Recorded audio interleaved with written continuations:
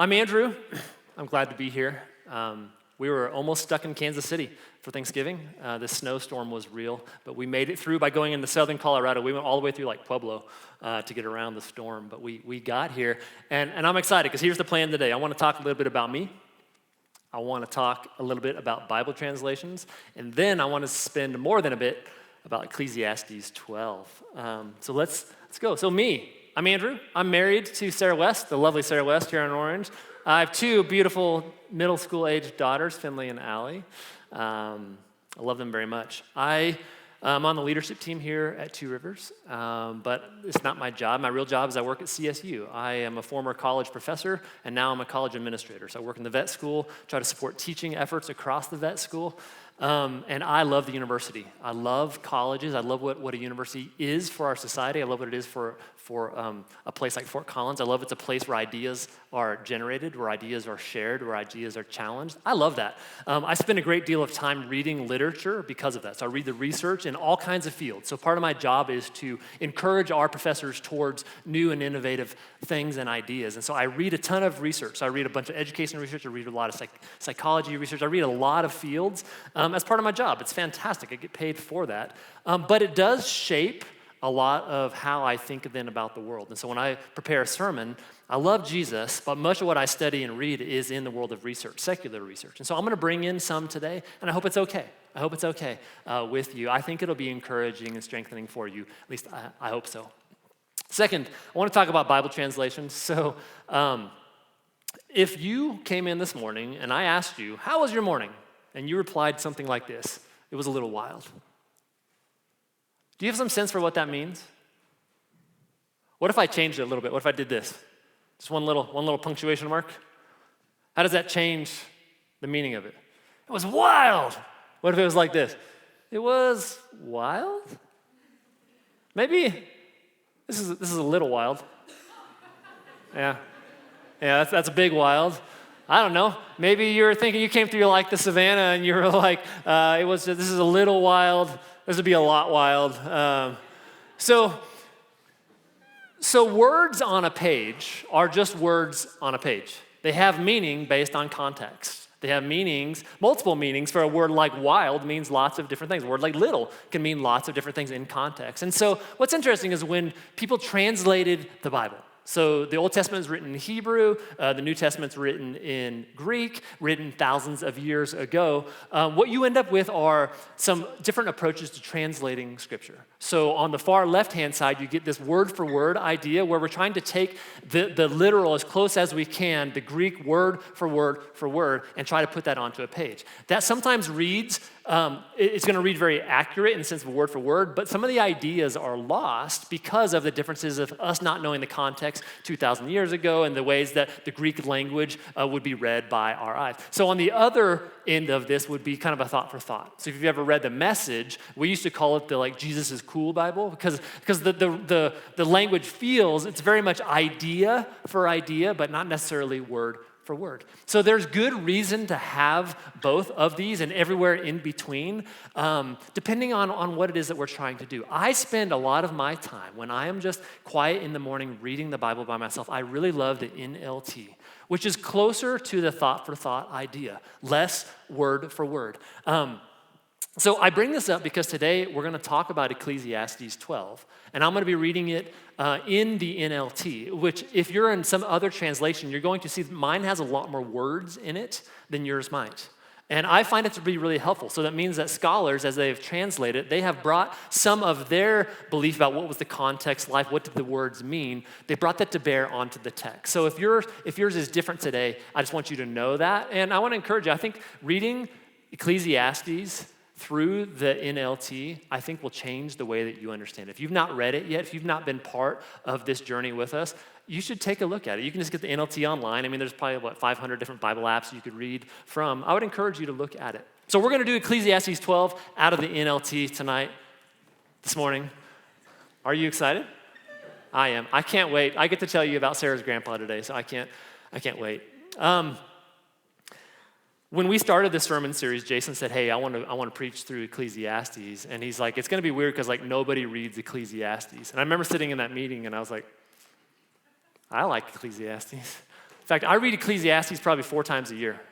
There's something about it. I'm one of those weird people, that there's something about Ecclesiastes that to me is like this balm for my soul. There's actually, when I read it, there's 2 chapters I get stuck on. So Ecclesiastes 12 and Ecclesiastes 2.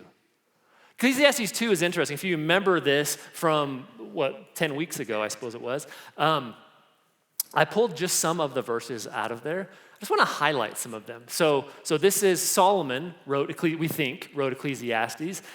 They call him just the teacher in the text. But it says things like this: I tried to find meaning by building huge homes for myself. Part of this resonates with me personally because I grew up in the building trade. So all through high school, college, when I was teaching high school, me and all my buddies were in the building trade. So we were building houses. And I've always had this thing that like bigger is better. So we bought a new house here. It was perfect. It had an unfinished basement. We're like, let's finish it. I mean, why wouldn't we need a 5th bedroom and a 5th bathroom? I mean, who needs 5? No one needs it. Yeah, for me, there's something like I need to do this.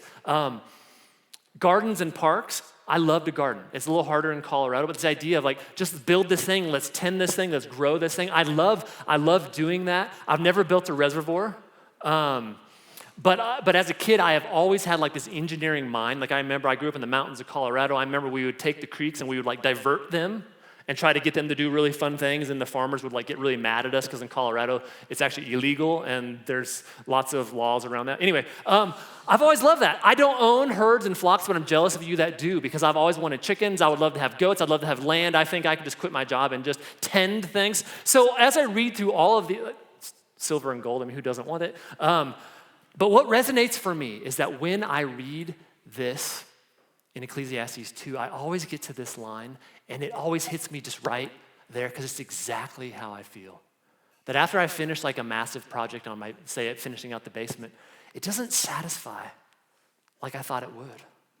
Whatever the pursuit is, it always comes up feeling like empty, like chasing the wind. So I return to Ecclesiastes 2 frequently because I need to, because I get stuck in that rut of do, accomplish, and I have to be reminded, like, Andrew, that's not the goal of things. So I love Ecclesiastes 2, but that's not the focus of today. But I love it.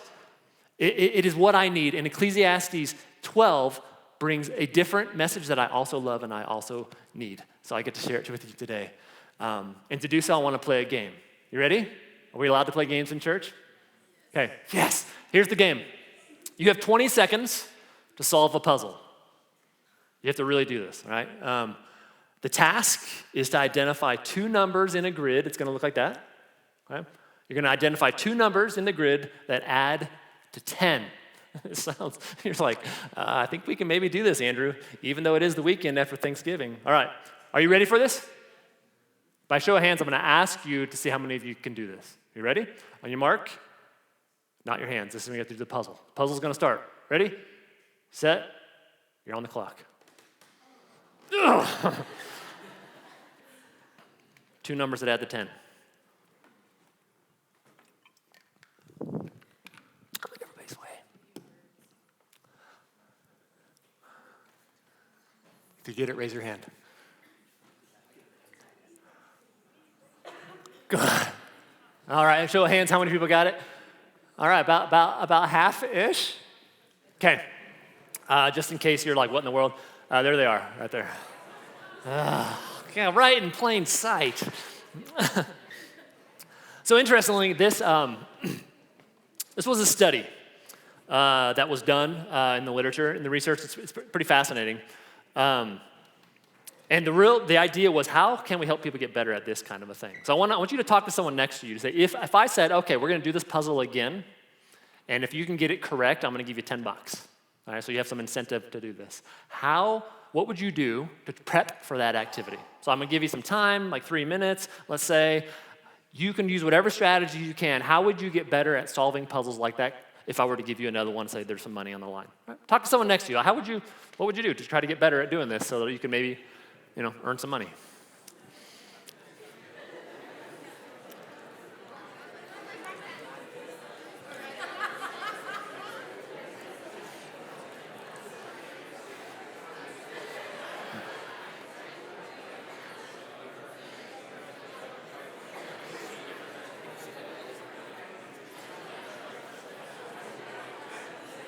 All right, 5 seconds. 4, 3, 2, 1. All right. Let's hear some strategies. What'd you do? Get a calculator, okay? Totally, I like it. What else? What was the top? Go to the first service and ask somebody, okay? What was one over here? Someone said something. Count on your fingers, okay? What's that?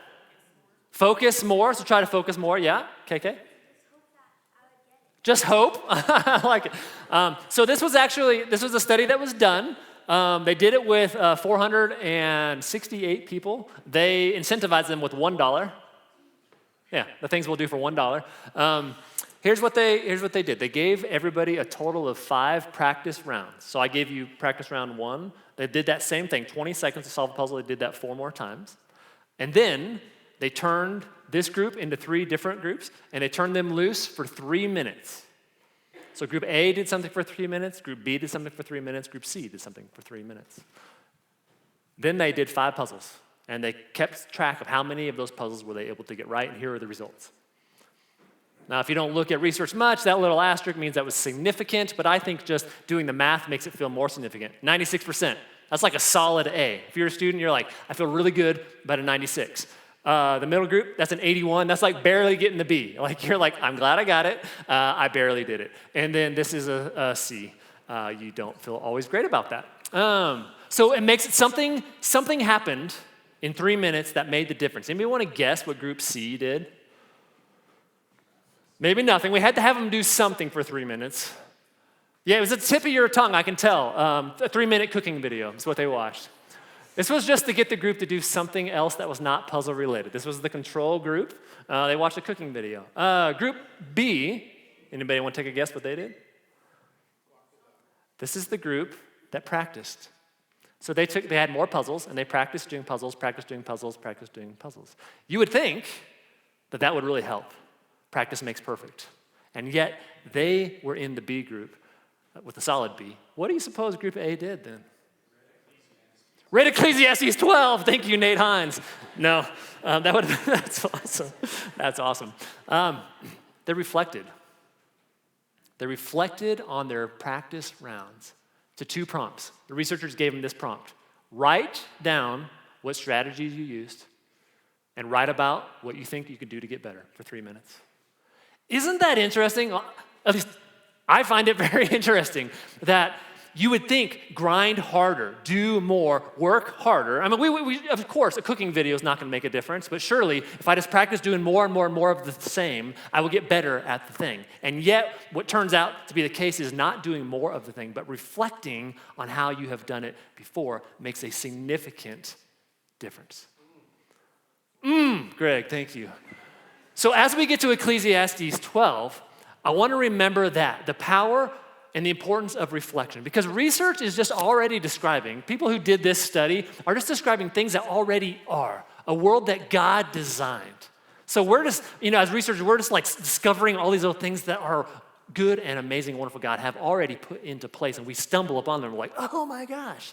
Well, it turns out this same idea, the importance of reflection, the way that reflection can shape your life, shows up as the major theme in Ecclesiastes 12. And I want you to walk out of here being convinced that taking time to reflect is important. That taking time to reflect is going to be a really fantastic use of your time, even though you might feel like just grinding through things. So this is what Ecclesiastes, part of it, is going to look like. It's a lot of words, but all we're going to do is we're going to focus in right here. Look at that. Before you grow old, remember him. It's going to say again, remember him. It's going to say it again, remember him. And it's going to say it a bunch more times.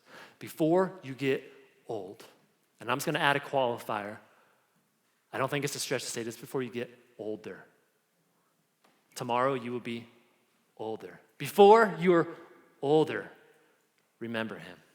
Remember him. My hope is that this will come alive for you, because I think what happens sometimes is we want to live in group A. We want life to feel like 96% or 100%. And yet we end up sometimes just grinding, or doing the equivalent of watching cooking videos. or cat videos or infinite scrolling through whatever the thing is. When there's something else that's more, or being called to something deeper, something richer, something that is more transformative, remember him, remember him. So what we're going to do today is we're going to anchor today's talk in 3 key points, and I've already made the first one for you, and this is the first point. Reflection matters. I want you to be convinced that reflecting matters, even when just it feels like maybe grinding harder is what I should be doing. Taking time to pause, to be still, and to consider, and to remember, it matters. It matters, right? So you ready to get into the text? This is Ecclesiastes 12, starting in verse 1 in the NLT. Here it goes. Don't let the excitement of youth cause you to forget your Creator. Honor him in your youth before you grow old and say life is not pleasant anymore. Remember him before the light of the sun, moon, and stars is dim to your old eyes and rain clouds continually darken your sky. Remember him before your legs, the guards of your house, start to tremble, and before your shoulders, the strong men stoop. Remember him before your teeth, your few remaining servants stop grinding, and before your eyes, the women looking through the windows see dimly. What we have is Solomon. He's an old man. He's reflecting on his life, and he's encouraging us to say, hey, before you are old like me and nothing is working as it used to, remember him. I grew up in this tiny little town in southern Colorado called Westcliff. Went to college in Montana State, came back and taught high school in Westcliff, and met the beautiful one and only Sarah West, who was Sarah Powell at the time. I rescued her from that name. Give her mine. We got married, and then we, like 7 months later or so, packed up everything we owned into just an SUV and one of those 12-foot U-Hauls. Everything we owned fit in 2 things. It was wonderful. It doesn't fit that way anymore. Anyway, we drove clear across the state of Kansas and went to Missouri. And I went to the University of Missouri for graduate school, go Mizzou. But we had this fortunate thing. You know, life was also expensive then. We were poor and newly married, and so we had the opportunity to live with this fella right here. So this is Grandpa Brown. This is Sarah's grandpa. He lived in a town called Moberly, Missouri. So when you're that far north in Missouri, it becomes Missouri. Grandpa had lived there forever. This is what he looked like closer to when he moved there. Look at that handsome guy. He worked for the MFA, which stands for the Missouri Farmers Association. He ran a grain elevator there in Moberly, Missouri for almost all of his life. So we moved in with Grandpa. Yeah, he's handsome. Sarah loved his butt chin the most, I think. She wished that our girls had butt chins. I'm not so sure our girls wish they had butt chins. It was interesting. We lived with him for 2 years, so I would commute back and forth to grad school. And it was fantastic for me because I would be doing school, and I'd be stressing over papers and tests and all the things, and I would come home and I would sit with Grandpa. Grandpa at that time was like 82, and he was a widower, and he would sit in his sunroom and watch the birds. And I would come in and like lay all my woes on him, and it was just like, hey, time out. Check out the red bird. It was awesome, and he just dumped wisdom on us for the next 2 years living with him and for the next like 4 years after that. It was so good. And so when I read Ecclesiastes, I hear and I see Grandpa in this, and I'm going to take you on this journey of Grandpa through Ecclesiastes. So let's just go right here. Verse 2, remember him, and Bill on the first service asked me, he's like, who's him? Remember God. Remember God before the light of the sun, moon, and stars is dim to your old eyes, and rain clouds continually darken your sky. Saying when you get old, you're going to lose your eyesight, or it's going to get worse. So in the time we lived with Grandpa, he bought a new pair of glasses. Sarah helped him pick them out. And he had cataract surgery. And he had eyelid surgery, which I didn't know was a thing. But this is when, like, if your eyelids get too droopy, you can, like, pull them back. And so he had some, like, cosmetic surgery for Grandpa in his mid-80s. So much so that I was in this class, and we had to, like, give a talk to, like, a community center or to, like, an assisted living home. And we decided to choose a topic. And the class was called Public Understanding of Science. So how do we help someone understand science? And I'm like, well, obviously, I'm going to talk about eyesight, because Grandpa continually is at the ophthalmologist, the optometrist. You are going to start to lose your vision if you haven't already. It will get worse and worse and worse as you get old. And what Solomon says is remember him before the light of the sun, moon, and stars is dim to your old eyes and rain clouds continually darken your sky. So the second point I want to make today is that reflection matters, but second point is that the object of your reflection matters too. The object of your reflection matters more, perhaps, than reflecting, although you can't reflect without an object. So the object of your reflection matters. Let's talk about what that could look like. So I have the joy, the honor of hiking 14ers with some of my best friends and with my youngest daughter, Allie. So we climbed 14ers together, and it's been really fun. In fact, Allie and I cry all the time too. Allie and I were doing Mount Chavano, and we left Fort Collins at like 7 p.m. at night, and we drove down there. We didn't get there until like 11 p.m. So we're driving up this mountain. It's pitch black outside, and Allie's like, Dad, is that the Big Dipper looking out the window? So we stop the car, we climb out, and we look at the night sky. How long has it been since you have seen the night sky away from city lights? If you haven't done it for a while, you need to do it, because that Milky Way, it's up there still. And when it is dark and you get out and you see it and you're just like, oh my gosh. So here's some of your homework. Here's what I want you to do. Before your eyes are dimmed with another day of growing old, I want you to remember him. I want you to go outside. This is the phases of the moon right now. Check this out. Next full moon. You see it down there? November 27th. Anybody know when that is? Tomorrow. Tomorrow's a full moon. We have all this fresh snow. If you go outside tomorrow, it's going to be clear. Look at this. I already pulled it up for you. You have no excuse. Starting at 5 p.m., not a cloud in the sky. Tomorrow, I want you to go outside sometime after sunset. I want you to look at the moon. It'll be rising. Right around the sun sets, the moon's going to rise. I want you to see it. It's going to be big and bold and glorious. And then when it gets a little darker, 6, 7 p.m., it is just going to be spectacular. The moon is going to be huge and it's going to be reflecting off the snow. And here's what I want you to do. I want you to go outside. If you can drive out of the city, do it. Drive up to Horsetooth. We'll all be there. And I want you to remember him. I want you to grab your Bible or your phone app. I want you to turn to Isaiah 40, verse 26. And I want you to do what he says. Lift your eyes and look to the heavens and ask yourself, who created all these? And I want you to read what he says. He says, he who brings forth the starry host one by one, and that big old shiny moon, and calls them each by name. And keep reading. He's going to say, because of his great strength and his mighty power, not one of them is missing. And then I want you to flip over to Psalm 19:1. I want you to look up. I want you to remember him. While you can see, if you can see, do it.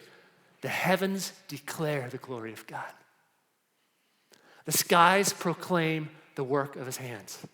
Day after day, they pour forth speech. Night after night, they reveal knowledge. They make no sound. They have no words. And yet their voice can be heard throughout all the earth, across all the world. Do it. It will change you. You can reflect on your life and get better at a puzzle, but you can also reflect on where you are and who your good and holy Creator is, and it will change you in a very different kind of way. And it is well worth your time. All right, that's your homework, but I have more for you. Remember him before your legs, the guards of your house, start to tremble, and before your shoulders, stoop. Grandpa, this is not Grandpa, unfortunately. I didn't have a picture of Grandpa mowing, but Grandpa mowed his yard faithfully multiple times a week. Some of you might know this, and Grandpa, his yard never looked like this. There's like patches of brown. Not in Grandpa's yard. Grandpa had this little like spade-looking pokey thing. I don't know, he probably made it. And as he would mow every single weed, dandelion, he would dig that thing out, toss that thing. Hand-picked weeds. The best yard. I remember the time when that season when Grandpa was no longer able to push his mower. It was just too much. as he became too weak to push his lawnmower. And that became my job. We'd drive up there on Sundays. We'd go to Golden Corral and eat Sunday supper, what was it called? Sunday supper, and then I would mow the yard while he and Sarah would sit inside and talk about other things. There's gonna be a time when I know I can't mow either. There's gonna be a time. The reason I know this is that there was a time when I could do this. This is called stucco. This is how I made a living through high school, college, and into my first years of teaching. Every summer, I was like this. The tools of the trade are a trowel on the left, a hawk on the right. The way it works is you fill a big wheelbarrow full of this like mud-like stuff, it's like concrete, and you scoop it into this thing. Then you walk over to a wall. You scoop it off the hawk. It goes hawk. I think that's why it's named that. And you smear. Then you walk back over. Walk back over, smear, and you do this back and forth. So our stucco crew was kind of interesting because me and a bunch of my friends, here's a picture of them. We found it to be way more efficient and faster. Instead of setting up scaffolding, which is what you'll see a lot of crews do, we just did it off of ladders. So however tall the building was, we're going up that ladder. Big old 32-foot extension ladders, and we would scoop, up, smear, down, smear, all day, every day. I remember getting back from like college, like summer break, I go to college, my friends are like, dang, you go on a diet? I'm like, no, I'm just working. I hurt just thinking about doing that kind of work now, right? This is like a 20-year-old's game. This is not, where's Carl Schaefer, drywall? Yeah, same kind of thing, I think. This is a young man's game, and I can't do it anymore. I just hurt thinking about it. And I know there's gonna be a time when I can't do my lawnmower either. And Solomon says, before that day comes, remember him. Use the reality of being able to do something hard, picking up a thing, picking up the kids' toys for the 18 millionth time and putting them in the thing. See that as an opportunity, not to gripe, but as a chance to remember him. I've read these before. We have this guy named Douglas McKay wrote this book that he calls liturgies. We have a handful of them in the lobby and some in this room right here between the mystery glass. It's called Every Moment Holy. He writes liturgies, which are essentially reflections on all kinds of things. One of them, interestingly, is a liturgy for those who work in wood and stone and metal and clay. Pretty specific. But I think it's beautiful because the ideas, I think, can be broadened to any of the tasks that we do. And it goes like this. Oh God, who in your good providence did not deposit in this world treasuries of metal and wood, stone and clay, that we who are created in your image might from those materials make and build and craft objects and structures both beautiful and useful. For the meeting of physical needs and for the nurturing of soul and spirit. For the God who does this, quicken now my hands, my ability, my knowledge, and bless this work of creation, that by my labors I might craft a thing. And I love this last line. That I might pick up that toy in such a way, that I might smear that mud of drywall in such a way that sings with the very substance of my hope. Imagine when you do your tasks in a way like that, because you can still do your tasks in a way like that, how remembering him, how that changes and transforms you from the inside out. Remember him before you grow older. Don't wait until you're old. Before you get older, remember him. Remember him. Remember him before your teeth, your few remaining servants, stop grinding, and before your eyes, see dimly. Next time you get that toothache, oh, I gotta go to the dentist. And you're laying there in the weird chair looking at the ceiling. Remember him. You've got teeth that you can eat things with still. Grandpa had these dentures. Eating a lot of things was off the menu, for sure. Remember him. Remember him before the door to life's opportunities is closed and the sound of work fades. Now you rise at the first chirping of the birds, but then all their sounds will grow faint. Grandpa again, If you zoom in on this, you'll see this, right? We call these Grandpa's Shrek ears. If you're not familiar with Shrek, this is why they're named Shrek ears, because they look like his Shrek ears. Yeah, you see it? Yep. These are Grandpa's Shrek ears. These were the holders for his hearing aids.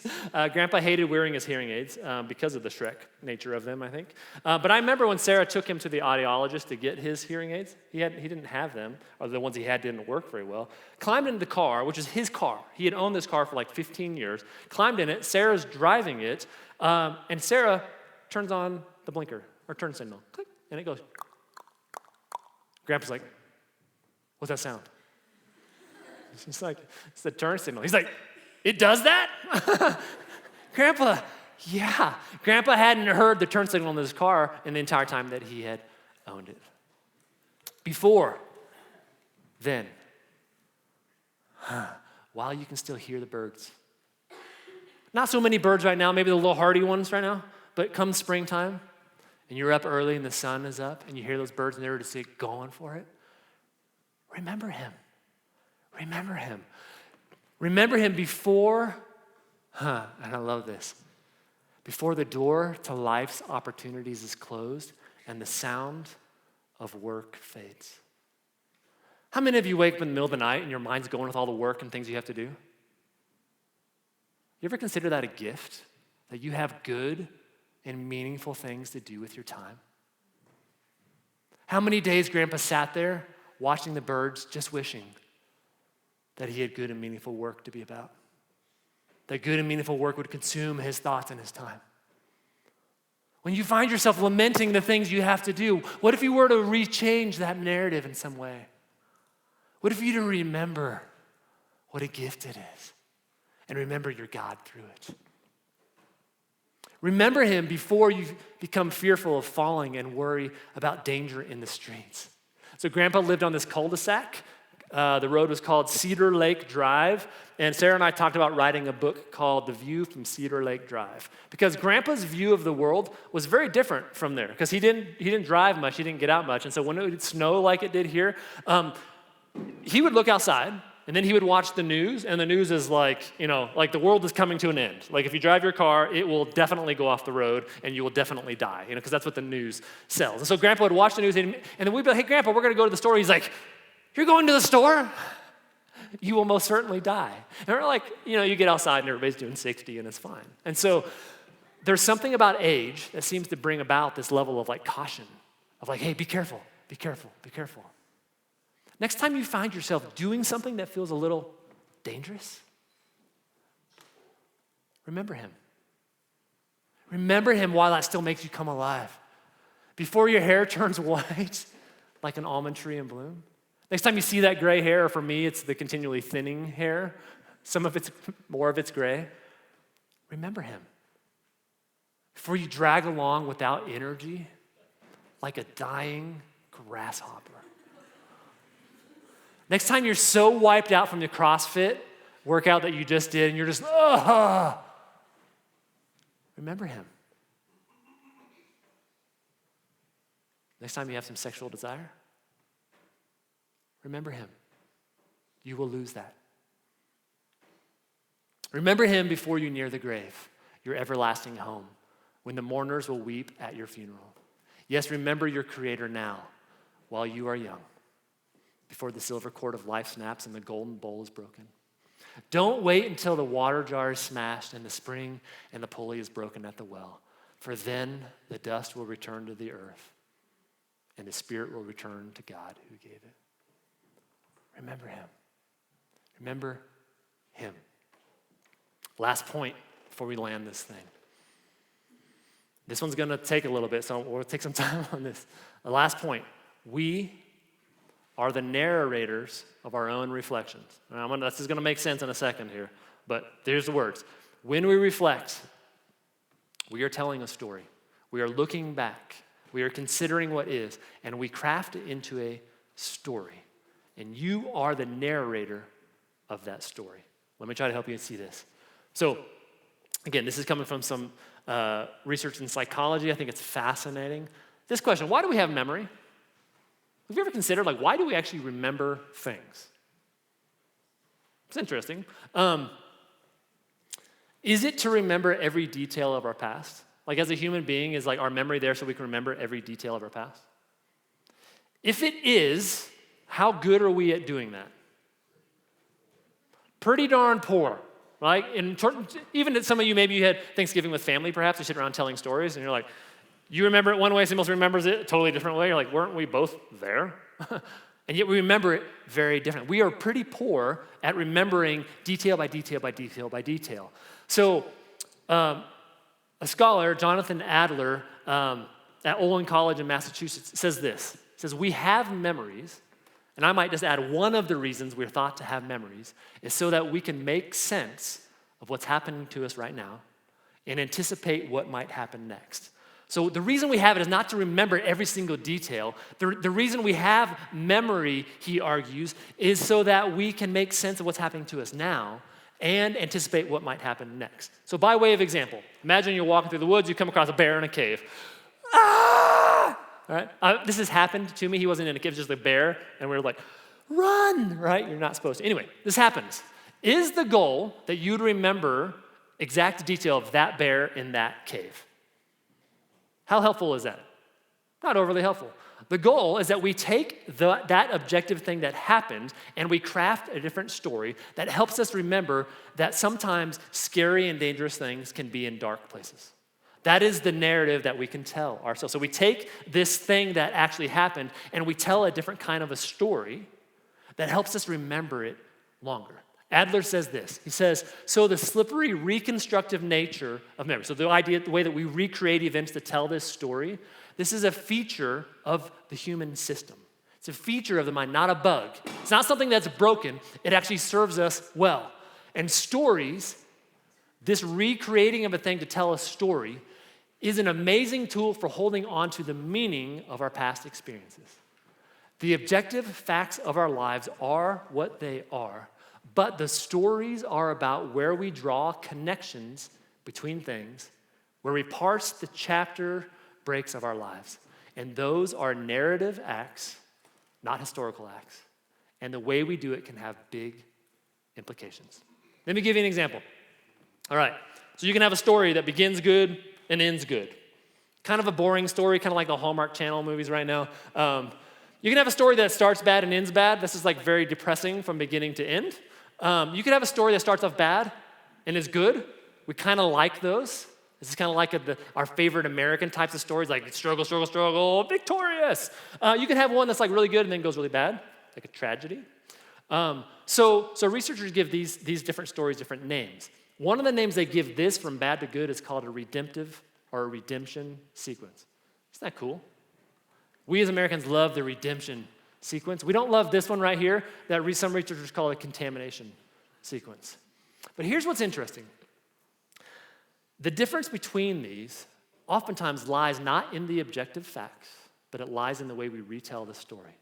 Let me show you from my story. So right out of college, I had a girlfriend, and I had a college degree from Montana State University, go Bobcats, and I had a new job teaching high school science in Southern Colorado for $26,000 a year.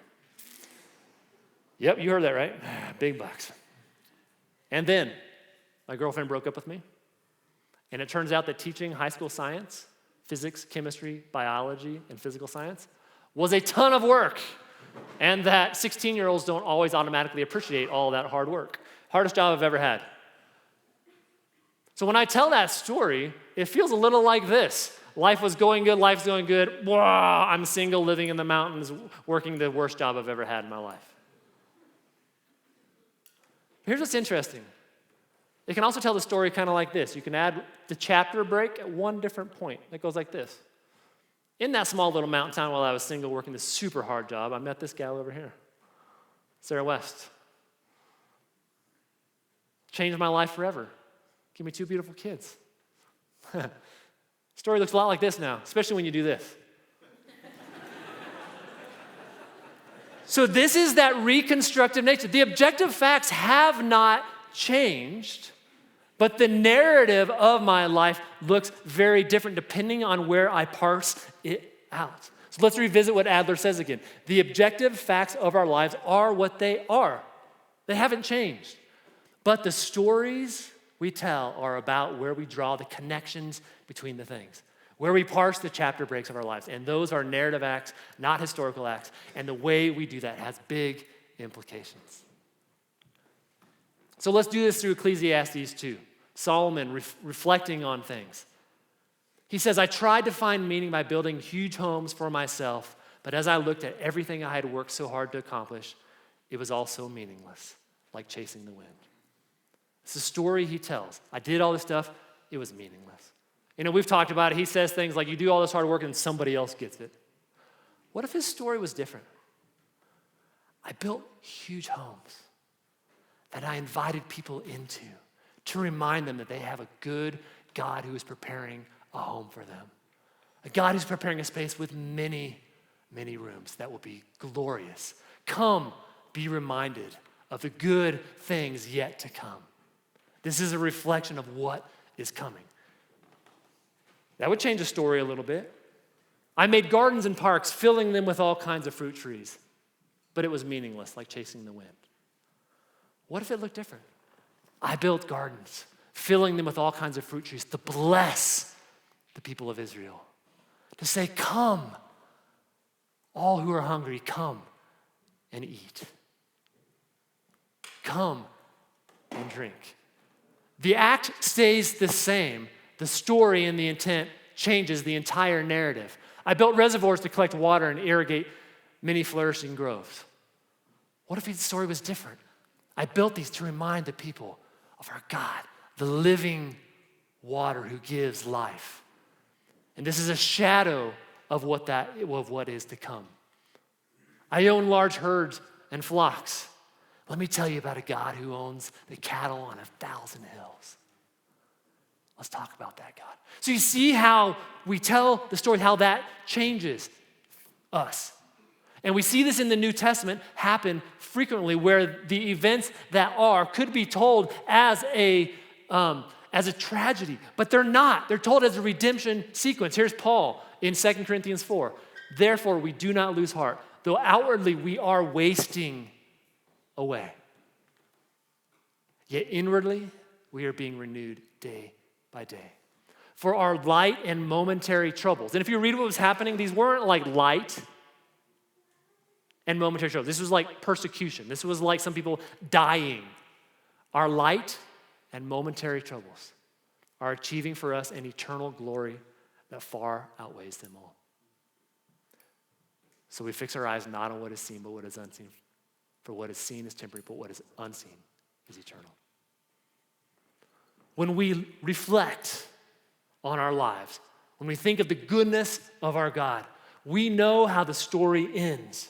So no matter how we tell this story, we know what the ultimate good is. For those who are in Christ, we know that we live in eternity forever with our God.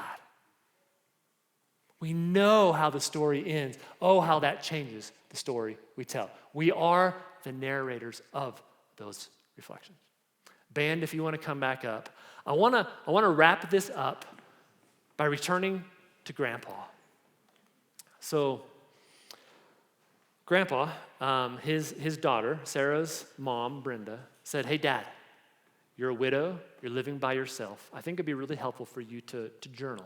I think every day you should journal and write down just whatever comes to mind. So Grandpa got a stack of just like notebooks and started the journal. He has the most interesting handwriting you could ever. I see some of you squinting at it. They're like, what is that? It's like hieroglyphics. So I've been studying Grandpa's hieroglyphics for a while, and I translated it for you. So here we are. This is Tuesday, November 15th of 2011. Grandpa's like 86 at this time. Here's what he says. Good morning at 7:15 and 18 seconds on the clock. And yes, we do have frost on the grass. 35.2 degrees now. Has begun to climb some. We bought him one of those temperature gauges with the time and all. So he's reading that right now and he's like, like an almanac, farmer's almanac. The sun has begun to produce some light. So he goes on, describes the weather for a while. And he says this, we had a good night. Grandpa sleeps in a bed by himself, by the way. So he's just thinking about Doris, his wife Doris. It's always we. Every time you read this, it's we. It's pretty beautiful. We had a good night until 4. Got up, then back to bed, and was no sleep after that. So my morning began early, feeling ready for some pancakes, bacon, juice, mug of coffee, a good meal. Sound about right? Back from breakfast of 2 big pancakes, 2 slices of bacon, he's good on his word, juice, a couple mugs of coffee, come on, Grandpa, and a handful of pills. Ready to go. Next page at the top. Thank you, dear God, for the offering of a new day. For my home here, my home at Cedar Lake. Also, dear Lord, thanks for our precious family. Brenda, his daughter, may she take rest. Mario, his son-in-law, also long hours at work. Andy, his grandkid. Olivia, great-grandkid. Or Riley, Addie, Davis, Allie, John, Sarah, Finley, Andrew, Elizabeth. Just immediate family, grandkids. Also, let's bring in Alex, who's like my best friend. Amy, who's Alex's wife. Natalie, Alex's sister. Becca, my sister. Shay, Sarah's college roommate. Gary, Shay's wife, or Shay's husband. May this be a day of respect and many blessings shared by each one.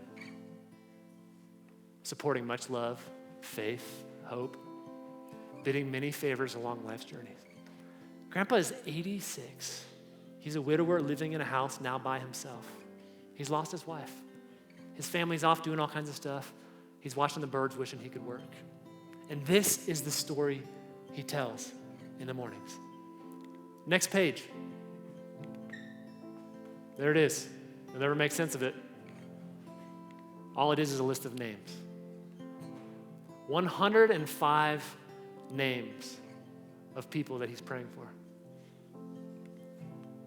Then he says, and also, Lord, we have others. I did not get listed. May blessings improve the work of this day, adding much love, faith, hope, and goodwill to all. Isn't that beautiful? Better go pick out the checkbook, pay off the Discover card, purchase some stamps also, then get to the mailbox. This is life. This is life. And what I want to leave you is with his last words in his own hand right here. Lord, help me to acquire your wisdom and better understand who you are. With a little heart from an 86-year-old Missouri farmer. This is the kind of man I want to be. A man who looks at the world in a way that's so different, that tells a redemptive story because he knows how the story ends. He knows how the story ends, and he tells it different. And this doesn't just happen when you turn 86. This is from a lifetime of remembering and reflecting on one's life, of remembering and reflecting on a good and faithful God and how he shows up in everything and telling a story that is reflective of the greater redemption story. Lord, may we acquire your wisdom and better understand who you are. Amen.